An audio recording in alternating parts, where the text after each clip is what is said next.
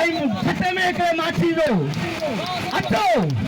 अचो जीएसन कोल महाराज मुझे हिन गारे डंडे हेठ असां वटां वोट न घुरंदासीं असां सां गॾु बीहो जेल असां वेंदासीं असां सां गॾु बीहो टार्चर सेल में असीं वेंदासीं असां सां गॾु बीहो गोलियूं असीं खाईंदासीं पर नतीजा अवां वठिजो हिन सिस्टम खां हिन पुलिस गिरती खां हाणे बाक़ाइदो बेदारी जो ऐलान करियो जीअं सिंधु देश जीअं साईं जी हम सैयद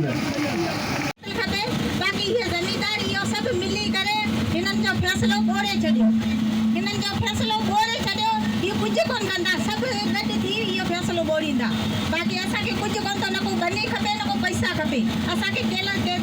जो कातिल खपे जो को असा के अग्या करी दे असा के गोली के उडारी छडी बस असा के कुछ कोन तो खपे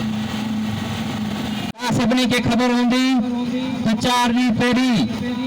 एक हारी जो कैलाश कुमार जेके सरफराज निजामानी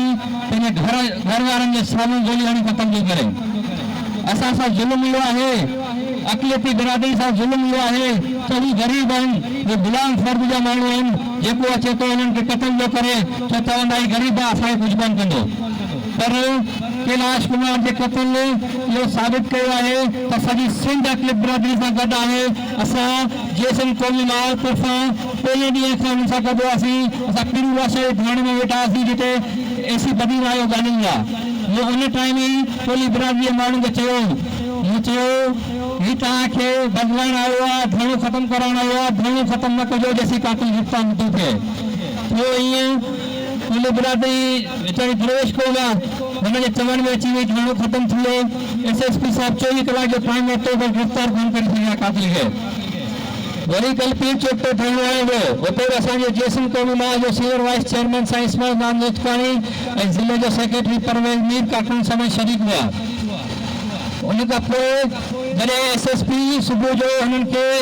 हिरासत करण लाइ सॼी नफ़री ज़िले जी घुराए धरणो ख़त्म कराइण जो त जॾहिं उते जे माण्हुनि पंहिंजी बदली कई बदियुनि जे माण्हुनि बदली कई त उन में उहो नाकाम वियो असांजो हिकिड़ो ई मुतालबो आहे त कैलाश जो कातिल सरफराज निजामानी जेके फौरी गिरफ़्तार करे सख़्त सज़ा ॾिनी वञे असां जेसन क़ौमी माहौल तरफ़ां टोली बिरादरी सां गॾु आहियूं असीं कैलाश जे वारसनि सां गॾु आहियूं उन्हनि जो जेको फ़ैसिलो हुओ असां उन्हनि सां गॾु हूंदासीं वरी जे हफ़्ते अंदरि मुंहिंजा कातिल गिरफ़्तार नथा थियनि त हफ़्ते खां पोइ असां गुलाल थी वियो जेसन क़ौमी माहौल तरफ़ां रैली कढी शेष चौक ते धरणी हणंदासीं तव्हांजी महिरबानी जेसन देश